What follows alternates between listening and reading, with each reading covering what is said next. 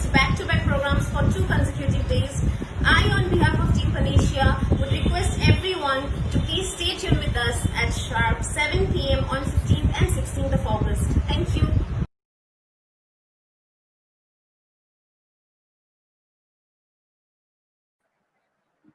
Team Panacea wishes everyone a very happy 74th Independence Day.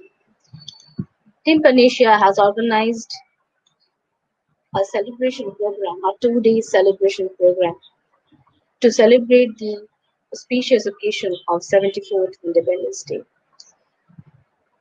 We have today with us our guest speaker, Mr. Prakash Vishyash, who would be unfolding the various unheard stories of independent India. So, without much ado, we would like to invite Mr. Prakash Vishyash on the digital stage of Panacea. Welcome, Mr. Vishyash.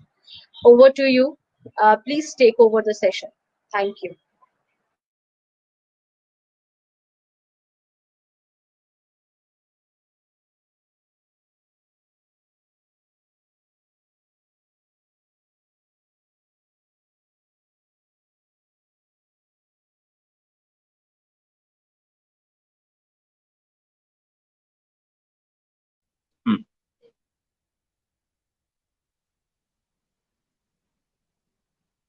আজকের এই স্বাধীনতা সন্ধ্যায় আমার সঙ্গে আপনারা যারা এই অনুষ্ঠানে অংশগ্রহণ করেছেন তাদের সকলকে আমি অভিনন্দন জ্ঞাপন করছি। আজকে আমাকে এই অনুষ্ঠানে স্বাধীনতা দিবসে কিছু ঘটনা তৎকালীন নেতৃত্ব সম্পর্কে, নেতৃত্বের সঙ্গে the greatest phenomenon of the world Shri Thakur Anukul চন্দ্রের একটা কি সম্পর্ক ছিল, যে সম্পর্কটা আনটোল্ড ছিল, সে ব্যাপারে আমি আপনাদের সামনে বলার চেষ্টা করছি। তার আগে আমি আপনাদের কাছে একটু স্বাধীনতার আগে আমাদের যে ব্রিটিশ যে আমাদের দেশ শাসন করেছিল, তার আগে ব্রিটিশের কোম্পানি ইস্ট ইন্ডিয়া কোম্পানি আমাদের দেশ স্বাধীন করেছিল, আমাদের দেশকে যে শাসন করেছিল, সে সম্পর্কে আমি দু এক কথা বলে আমি আমার মূল আলোচনাতে আমি চলে আসব। আসুন আমরা দেখে নিই যে ভারতে ইস্ট ইন্ডিয়া কোম্পানি যে শাসন করেছিল, ইস্ট ইন্ডিয়া কোম্পানি ভারতবর্ষের আগমন হয়েছিল কবে, কবে সূত্রপাত হয়েছিল, সেটা আজ থেকে বহু বছর আগে 1613 সালে। তখন দিল্লির মুঘল সম্রাট ছিলেন জাহাঙ্গীর। সেই সময় ভারতের মাটিতে পা রেখেছিল ব্রিটিশের কোম্পানি ইস্ট ইন্ডিয়া কোম্পানি। তারপর তারা বাংলায় প্রবেশ করলেন।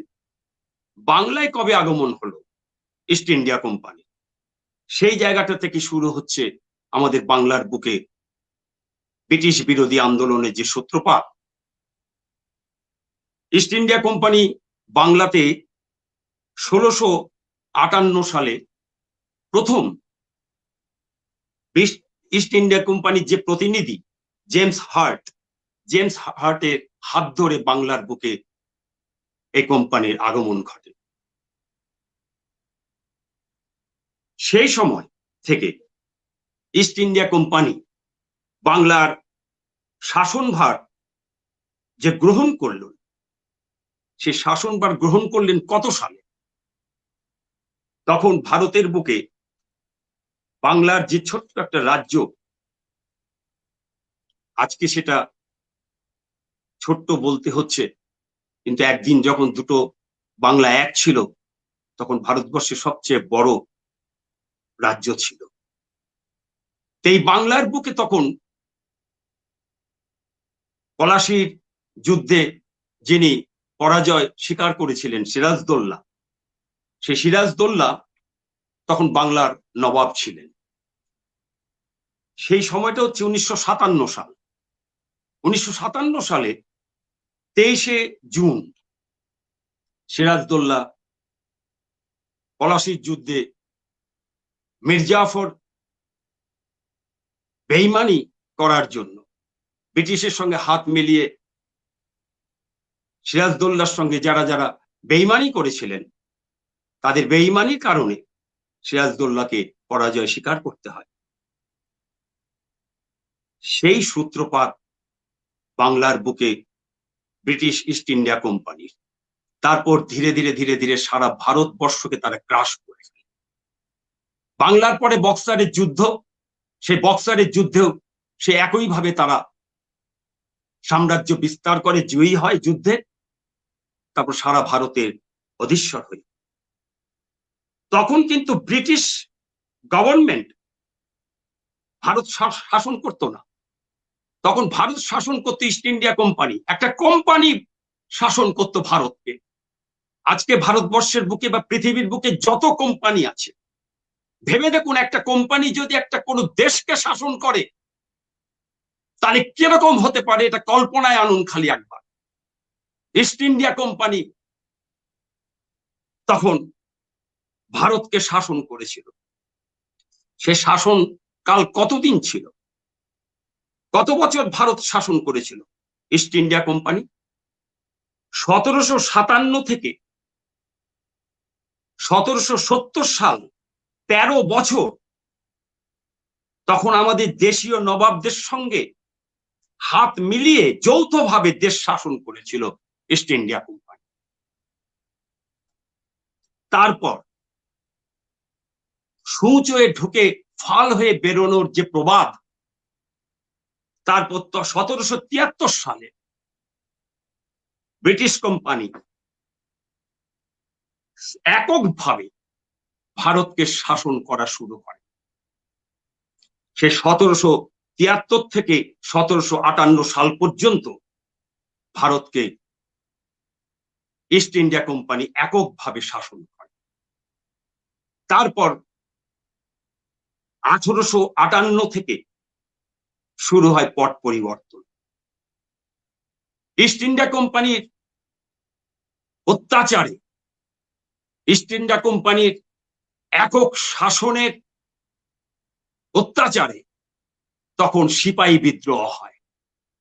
সেই সিপাহী বিদ্রোহের কারণে ব্রিটিশ গভর্নমেন্ট ইস্ট ইন্ডিয়া কোম্পানির উপর থেকে সমস্ত ক্ষমতা ছিনিয়ে নেয়। রানী ভিক্টোরিয়া তখন ইস্ট ইন্ডিয়া কোম্পানির থেকে ক্ষমতা নিজের হাতে নিয়ে 1858 থেকে 1947 সাল পর্যন্ত টানা 89 বছর সরাসরি ব্রিটিশ শাসন করেছিল ভারতবর্ষকে। তার 3 দফায় ভারতকে শাসন করা হয়েছিল। একবার British company East India company নবাবদের সঙ্গে যৌথভাবে, দ্বিতীয়বার ইস্ট ইন্ডিয়া কোম্পানি এককভাবে শাসন করেছিল দেশ। এই এককভাবে শাসন করেছিল 88 বছর।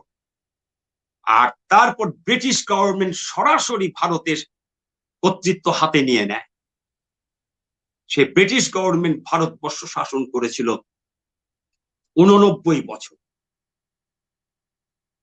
তাহলে 88 বছর এককভাবে শাসন ইস্ট ইন্ডিয়া কোম্পানি, আর ব্রিটিশ গভর্নমেন্ট শাসন করেছিল 89 বছর।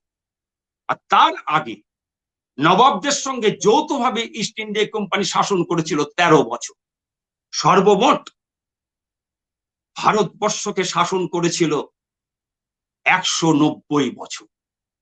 প্রায় 200 বছর শাসন করার পর স্বাধীন ভারত 1947 সালের 15ই আগস্ট ভারত ব্রিটিশের শাসন থেকে মুক্ত হয়। এই যে ব্রিটিশের শাসন থেকে মুক্ত হওয়ার পর যে স্বাধীনতা হলো, আমরা স্বাধীনতায় কি পেলাম? স্বাধীনতায় প্রাপ্তি আমাদের যে অখণ্ড ভারতবর্ষ, সে অখণ্ড ভারত দু টুকরো হয়ে গেল, পাকিস্তান এবং ভারত। সেই সময় আমাদের যে হিন্দু মুসলমান যে একসঙ্গে আমরা যে দীর্ঘ বহু বছর কাটিয়েছিলাম, এই স্বাধীনতার চক্করে পড়ে আমাদের সাম্প্রদায়িক সম্প্রীতিটা ভেঙে চুরমার হয়ে গেল। আর কি হলো? আমরা কি পেলাম?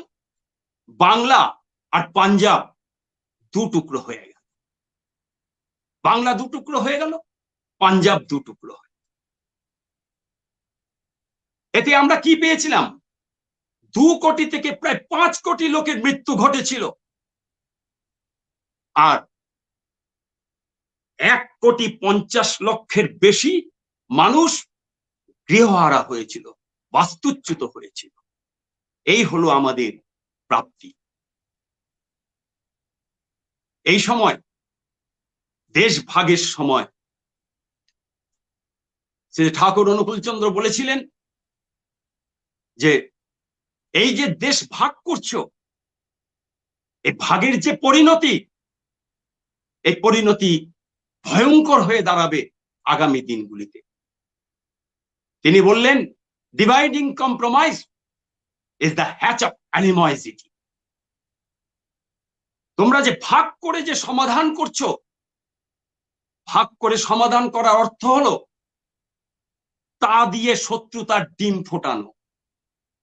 যেমন তা দিয়ে ডিম ফোটায় পাখিরা, ঠিক তেমনি ভাবে এই যে স্বাধীনতাকে যে তোমরা আনলে দু টুকরো করে দিয়ে, ভাগ করে দিয়ে, ডিভাইডিং কম্প্রোমাইজের মধ্যে দিয়ে, dividing compromise is the hatch of the animosity. শত্রুতা, তা দিয়ে শত্রুতার ডিম ফোটানো।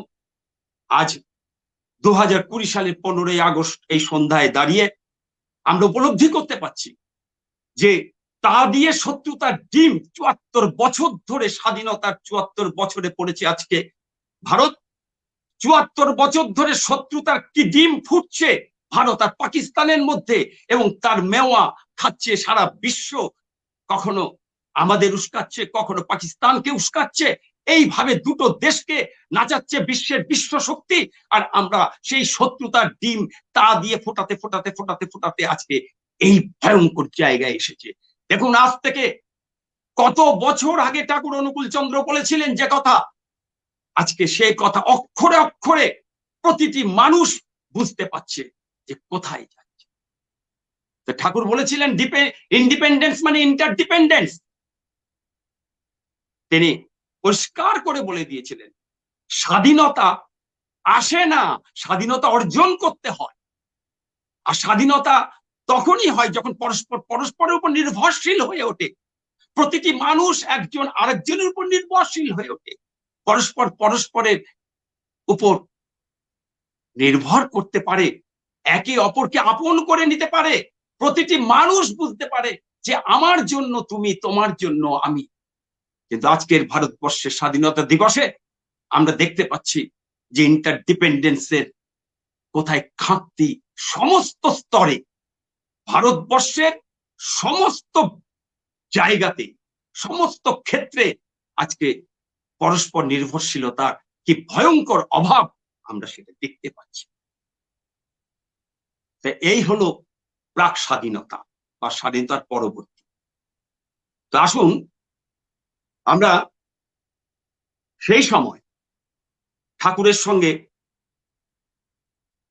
যাদের যাদের দেখা হয়েছিল, যাদের যাদের সঙ্গে ঠাকুর কথা বলেছিলেন, যারা ঠাকুরের কাছে এসে তাদের সমস্যার কথা, দেশ নিয়ে, দেশের স্বাধীনতা নিয়ে আলোচনা করবার জন্য ঠাকুরের কাছে এসেছিলেন, তাদের সম্পর্কে আমি আপনাদের কাছে দু একজনের কথা বলবো।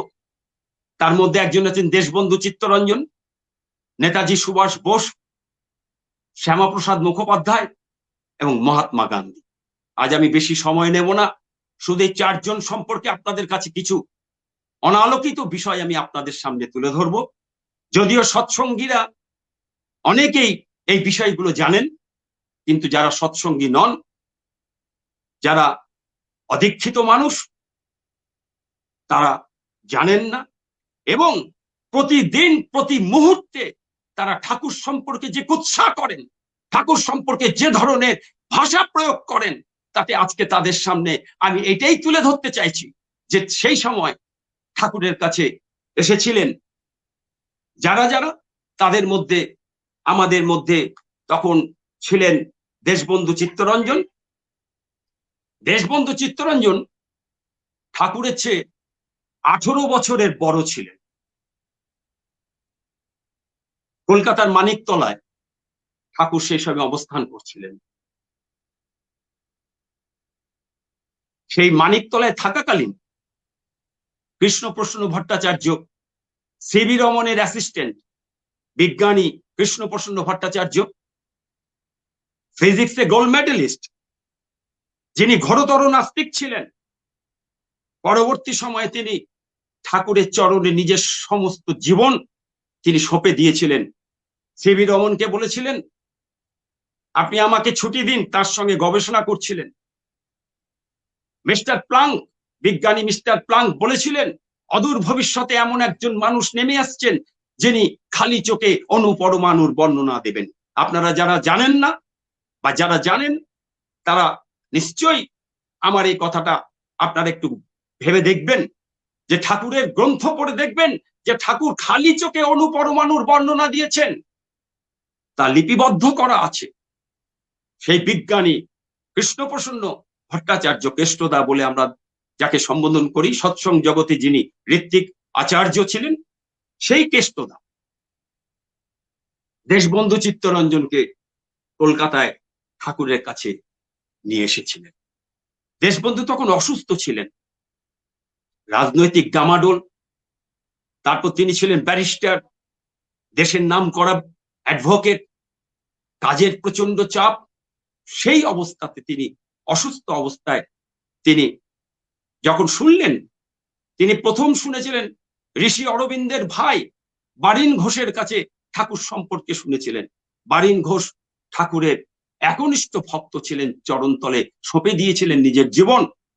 সেই বারিন ঘোষের কাছে শুনেছিলেন দেশবন্ধু চিত্তরঞ্জন শ্রী ঠাকুর অনুকূল চন্দ্রের কথা। সে তখন থেকে তার খুব ইচ্ছে ছিল ঠাকুরের সঙ্গে দেখা করবার, ঠাকুরের সঙ্গ পাওয়ার, ঠাকুরের সঙ্গে সাক্ষাৎ করার। এই কেষ্টদা কৃষ্ণপ্রসন্ন ভট্টাচার্য, বিজ্ঞানী কৃষ্ণপ্রসন্ন ভট্টাচার্য, যার বন্ধু ছিলেন সত্যেন সেন, প্রশান্ত মহলানবিশ, যারা বিরাট নাম করা বিজ্ঞানী, অথচ ফিজিক্সে গোল্ড মেডেলিস্ট প্রাপ্ত কৃষ্ণপ্রসন্ন ভট্টাচার্যকে ভারতবাসী চিনল না।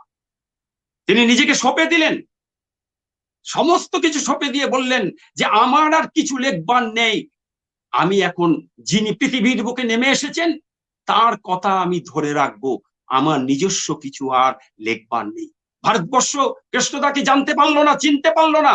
আর একটা বিরল প্রতিভা, অসম্ভব প্রতিভাশালী একজন বাঙালি, যেন রবীন্দ্রনাথ, শরৎচন্দ্রের মতন ভয়ঙ্কর প্রতিভাবান বাঙালি কৃষ্ণদাকে ভারতবাসী চিনতে পারলো না। তিনি ঠাকুরের চরণে নিজেকে সঁপে দিলেন। কিসের জন্য সঁপে দিলেন? যে যিনি এসেছেন তার কাছে আমার আর কিছু লিখবার নেই, এবার আমি তার কথাগুলো ধরে রেখে যাই। তাই তিনি দেশবন্ধু চিত্তরঞ্জনকে নিয়ে এসেছিলেন ঠাকুরের কাছে। যখন ঠাকুরের কাছে তিনি দেশবন্ধুকে নিয়ে এলেন, দেশবন্ধুর সঙ্গে কথা হচ্ছে ঠাকুরের, তখন কথা হতে হতে ঠাকুর দেশবন্ধুকে বললেন যে আপনি একটু বিশ্রাম নিন, আপনার শরীরটা খুবই খারাপ, আপনি একটু বিশ্রাম নিন।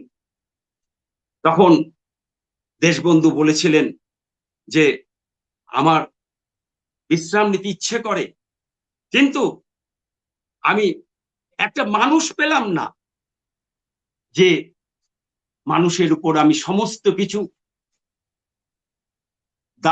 দায়িত্ব, আমার কাজের সমস্ত কিছু চাপিয়ে দিয়ে আমি একটু বিশ্রাম দেব।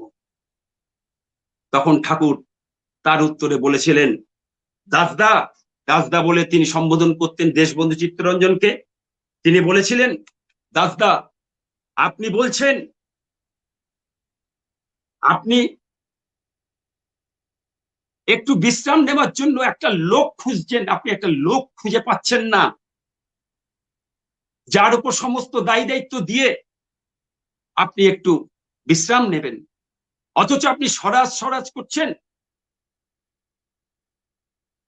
আপনি দেশটা স্বাধীন হলে কার উপর আপনি দেশটাকে দায়িত্ব দেবেন? দেশ মানুষকে নিয়ে যায় না মানুষ দেশকে নিয়ে যায়? গাড়ি ঘোড়া টানে না ঘোড়া গাড়িকে টেনে নিয়ে যায়? আপনি একটা মানুষ পাচ্ছেন না যে মানুষটার উপর আপনি সমস্ত দায় দায়িত্ব দিয়ে দেবেন। অথচ 200 বছর ধরে যে ব্রিটিশ আজকে ভারতবর্ষকে শাসন করলো, কোন কোন গুণের অধিকারী হলে ব্রিটিশ ভারতবর্ষকে শাসন করেছিল সেদিকটা আপনারা ভেবে দেখলেন না। আপনারা ব্রিটিশকে তাড়াবার জন্য আপনারা উঠে পড়ে লেগেছেন। তখন দেশবন্ধু বলেছিলেন যে কি করব আপনি যদি একটু বলে দেন। ঠাকুর বলেছিলেন আপনি একা তো দেশটাকে স্বাধীন করতে পারবেন না, আপনাকে যদি দেশটাকে স্বাধীন করতে হয় তাহলে দেশের সমাজটা, এই দেশে যে মানুষের প্রয়োজন, আদর্শ মানুষের প্রয়োজন, সে আদর্শ মানুষ যদি আপনি না পান তাহলে আপনি দেশটাকে স্বাধীন করবেন কি করে? দেশকে স্বাধীন করতে হলে আপনাকে আগে আদর্শ মানুষের ব্যবস্থা করতে হবে। আর আদর্শ মানুষ যখন আপনি গড়ে তুলবেন তাহলে আপনি দেখবেন যে এই যে দেশটা একেবারে যে পচে গেছে, একদম রটেন হয়ে গেছে, ঘরে ঘরে অশান্তি, দাম্পত্য সুখ নেই, কারণ তার উপর শিশু মৃত্যু, কারণ বিবাহটাই ঠিক মতো হচ্ছে না। ভালো ছেলে কি করে হবে? বিবাহ যদি ঠিক মতো না হয় তো ভালো সন্তান জন্মাবে কি করে? দাসদা, সমাজকে যদি সংস্কার করতে পারেন, যদি সমাজকে যদি সত্যিকারের সংস্কার করতে হয় তাহলে আগে বিয়েটা ঠিক করে দিন। আর বিয়ে যদি ঠিক মতো হয় তাহলে অসম্ভব নয় যে 20-25 বৎসরের মধ্যে এমন সব যুবক পাবেন যে যুবককে দিয়ে আপনি দেশের কর্মীর অভাব দূর করতে পারবেন। এসব কথা শোনার পর দেশবন্ধু ঠাকুরের সঙ্গে একাত্ম হয়ে গেলেন। তখন তিনি ঠাকুরকে বললেন, ঠাকুর আমি তো বুঝে উঠতে পারছি না আমি কি করব, আপনি যদি আমাকে বলে দেন তাহলে আমি আপনার বলা মতো আমি আমার করার চেষ্টা করতে পারি। তারপরেই ঠাকুরের কাছে দেশবন্ধু দীক্ষা নেন। সস্ত্রীক ঠাকুরের কাছে দেশবন্ধু দীক্ষা নিলেন। দীক্ষা নেওয়ার পর দেশবন্ধু ঠাকুরকে বললেন, আমি বুঝতে পারছি আমারও এখন আর ভালো লাগে না, এইসব কাজে আমি আর মন পাই না, পল্লী সেবাই যেন আমার মন চায়, আর এমন করে গোলমাল বাড়িয়ে স্বরাজ্যে হবে না তাও আমি বুঝতে পারছি, তবু এই মরা দেশকে একটা হুজুগে জাগিয়ে রাখতে চাইছি, আর কেমন করে যেন এই হুজুগের ঘূর্ণি পাকটাতেই আমি পড়ে গেছি। তখন ঠাকুর বলেছিলেন, দাসদা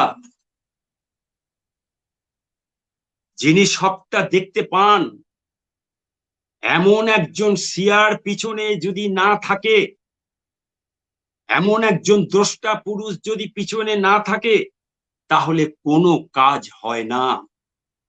অর্জুনের পিছনে শ্রীকৃষ্ণ ছিল, রামদাস ছিল বলেই শিবাজি মহারাষ্ট্র জাতি গড়ে তুলতে পেরেছিলেন,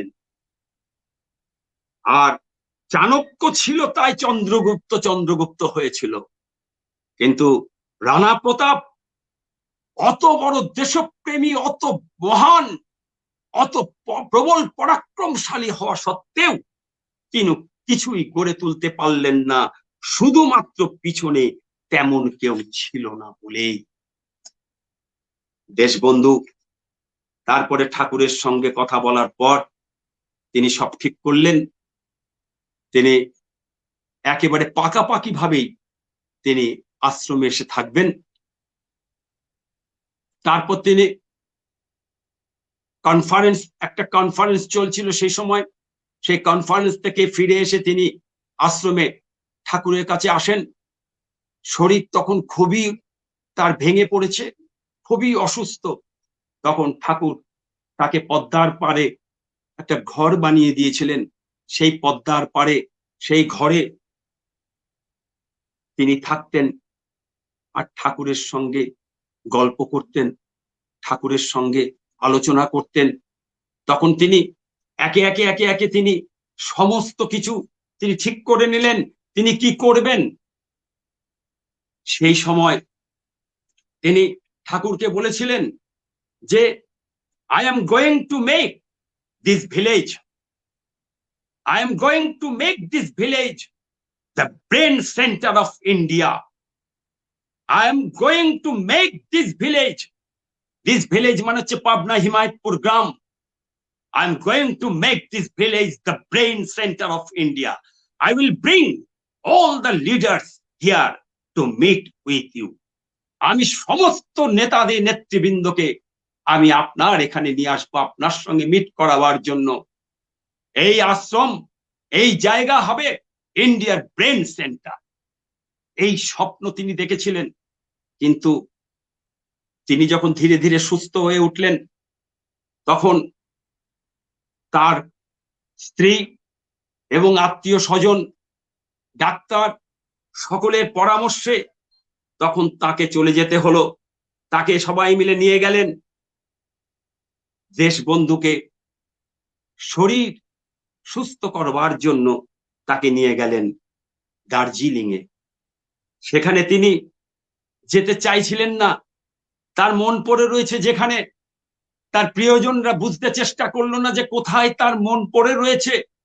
তার শরীর সুস্থ করবার জন্য তাকে যে শরীর তিনি আস্তে আস্তে আস্তে আস্তে ডেভেলপ করেছিলেন পদ্মার পাড়ে ঠাকুরের সঙ্গ করতে করতে, সেখান থেকে তাকে আত্মীয় স্বজন প্রিয়জনরা তাকে নিয়ে চলে গেল দার্জিলিং এ।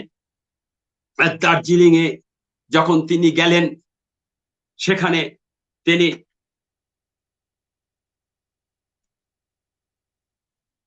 1925 সাল, সেই 1925 সালের 16ই জুন, 1925 সালের 16ই জুন দার্জিলিং স্টেপ অ্যাসাইড, সেই স্টেপ অ্যাসাইড বাড়িতে তিনি চিরবিদায় নিলেন।